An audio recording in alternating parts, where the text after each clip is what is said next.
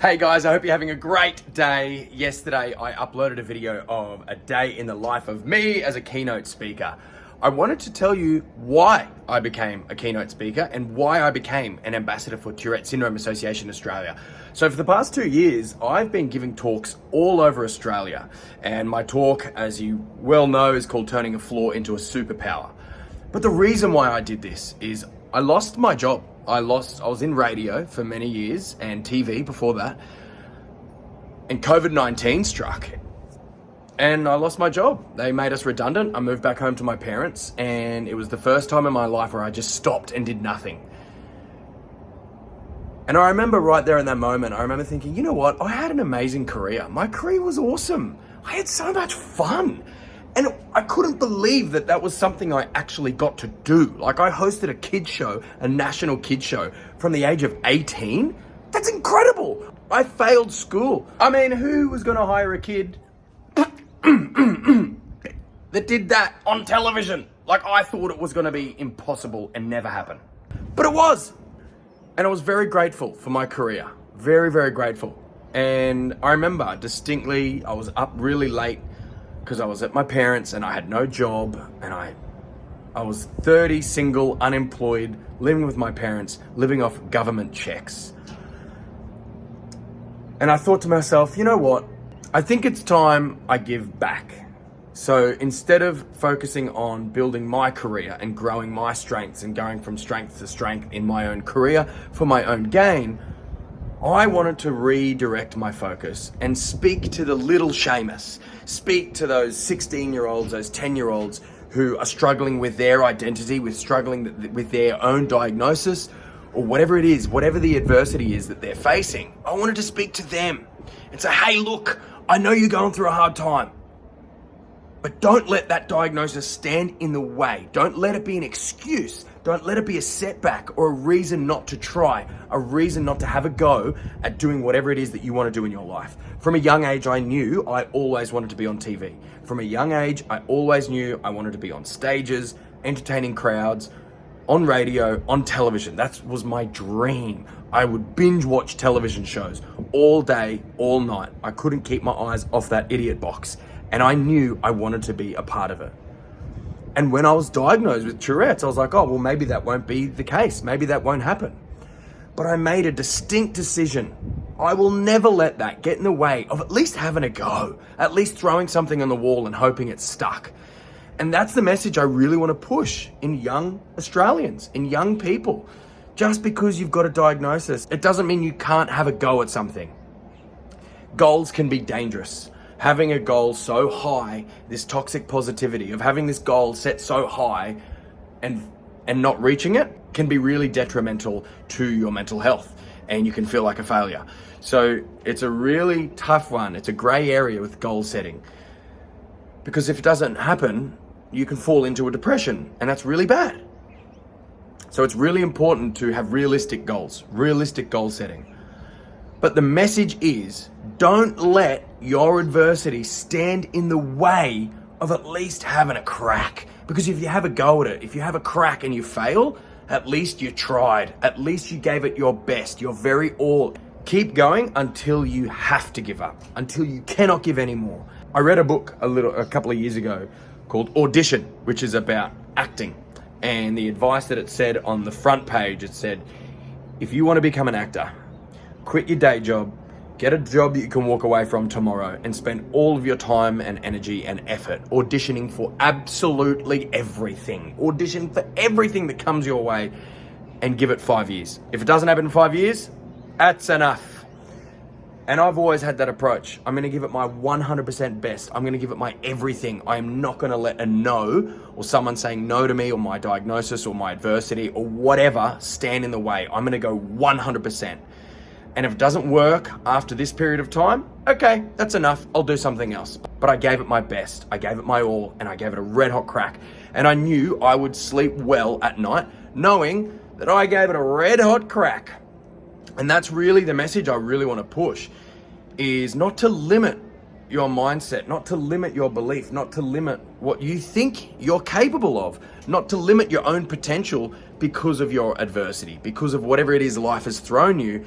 Don't limit your mindset to, oh, I can't do that because of this. Stuff it, man. Go for it. Take the lead, take the charge, and run it at 100%. And that's really the whole reason why I became an ambassador for Tourette's, in particularly, because I just remember the 10-year-old Seamus who was struggling with that diagnosis, wondering, what does my future look like? What are my options after school? And not wanting a cap, not wanting to be limited, not wanting my options. I failed school, so I had very limited options. I couldn't go to uni, so there were like every degree you could think of I couldn't do. So I took matters into my own hands. I got an agent. I contacted every TV station. I contacted every radio station. I was only 18, and finally I got an audition, and I got it. But I put the effort in. I don't believe in luck. I believe in preparation meets opportunity. And I was preparing for my first role for years beforehand. I was always practicing in my room, like stand-up comedy sets or make-believe TV shows. I would have hairbrushes as microphones, and I would set up teddy bears on my bed and toys, and I would speak to them. I'd perform to them. I was preparing for that job for years before I got it. It was preparation meets opportunity. And opportunity doesn't knock on your door. I had to go out and find it. I had to go out and chase that opportunity. I had to knock on other people's doors so they'd say yes. But it was after that distinct decision, that clear moment in my life, I remember thinking, I don't care. I don't care that I failed school. I don't care that I've got Tourette's. I don't care that I struggle to concentrate.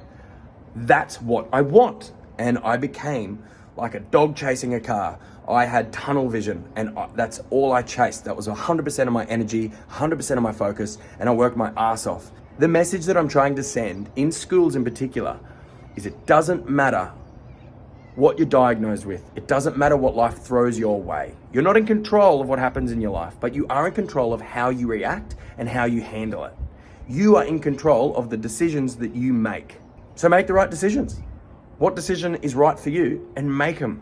Don't let anything stand in your road. That's what it's called. That's why it's called a roadblock. You know, when you see a construction site and there's like road closed, footpath this way, and you've got to go around. Well, when there's a roadblock, you just go around it. You find a way around it. You don't give up at the first roadblock. You keep going. Another really important message that I remember learning myself is that I'm not special. Yes, I've got Tourette's. Yes, I've got ADHD. Yes, I failed school. It doesn't make me special. I've got to work hard. Because I failed school, I've got to overcompensate in every other area. When I was working on Totally Wild, which was the second TV show I worked on, mate, I couldn't spell properly. I could not string a sentence together. I couldn't write. My grammar was horrible. My producers would pull me aside all the time and say, mate, that doesn't make sense. You can't put an 8 in skateboard. You cannot use that eggplant emoji. So what did I do? I started reading. I hate reading. Oh my gosh. I get so bored. Every time I read a sentence, my brain goes, but I had to force myself to read because I knew it was good for me. I knew it was teaching myself how to string a sentence together, how to improve my writing. And I mean, I was speaking for a living, presenting. So I was like, well, I've got to learn the English language. I've got to learn the correct words to use. I've got to expand my vocabulary and improve my vernacular. It's one of my favorite words that I've learned. I had to put the effort in if I wanted to stay there. Getting the job was one thing, but it was keeping the job that became really difficult. And that was only possible through my professional development on my end. I'd force myself to read every single night, and I trained myself to write. I would keep a diary, keep a journal, write movie reviews, blogs, articles. They never got published. It was just for my sake. It was like practicing. It was like training in the gym. If you want to build muscle, you got to go to the gym. And that's how I saw it. If I wanted to be a good TV presenter, I needed to write every night. I needed to read every night. I had to use the English language as a tool. I wasn't a tradie. I was on TV, and my toolkit were words. So I had to look after my toolkit. And honestly, if you were to give me a magic wand and I were to go back to school, in fact, I had a dream the other night that I was back at school. And I've thought about this. I think I'd do really well in school because I know the value that it has and the opportunity it provides for you life after school. But it also comes with a double-edged sword. Because I knew I didn't have anything else to fall back on, it made me put all of my efforts into one lane. So maybe I wouldn't go back to school and do well. I don't know. I definitely think school is not the be all and end all. Absolutely not. But it will definitely open up doors for you in the future if you have good grades. You might not use them, you might not use the degree, but it might open up a door further down the track. So I thought I'd just do a quick video. As you know, I'm doing a video every single day, and I was like, what am I gonna do today? And I thought, hey, why not talk about why I go into schools and give presentations, and why in particular I'm an ambassador for Tourette Syndrome Association Australia is because I want to look after the little Seamus out there. You know, the little 10-year-old kid who's just been diagnosed, who's struggling with it, and their parents don't know how to handle it, and he doesn't know, or they don't know what the future looks like for them. I see myself in that. So that's why I became an ambassador, to really encourage young people with Tourette's, or adults, whoever's got Tourette's, I don't care. If you're neurodiverse, that's why I'm an ambassador, to say, hey, it doesn't matter that you've got this thing. You can turn it into a strength. Adversity builds resilience. Adversity builds strengths. Under pressure, you can become a diamond or you can crush. But if you crush, you can rebuild. There is always an opportunity to go up.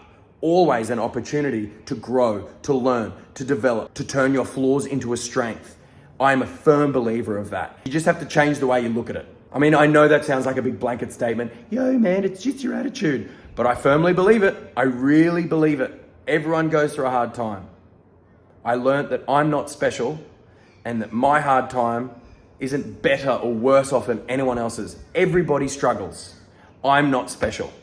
So I've got to create my own path. I've got to create my own future. I've got to take the reins on my life and I've got to run with it 100%, like a quarterback in NFL. That's the first sporting reference for NFL that I've ever used. I don't watch sport, so I'm surprised that came to me. Anyway, I hope you guys have a great day. As always, thanks for watching.